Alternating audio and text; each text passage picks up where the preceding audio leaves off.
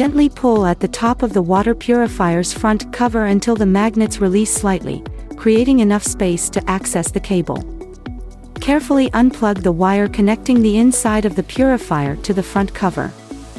Once disconnected, remove the front cover completely by pulling it away from the purifier's body. Grip the first filter firmly and pull it out of its holder. Twist the filter towards the left and then pull out the filter.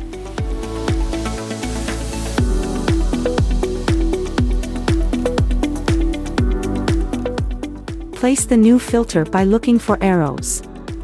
The arrow has to be placed on the left side and then twist the filter towards the right. Make sure the arrow on the filter points in the same direction as the arrow on the housing. Push and lock the new filter. Repeat steps 4 to 7 for the other filters. Before placing the front cover back, lift the tab so that it does not come in between while placing the front cover. Now put the tank cover back by plugging in the cable. Then push the tank cover back to its place as shown in the image.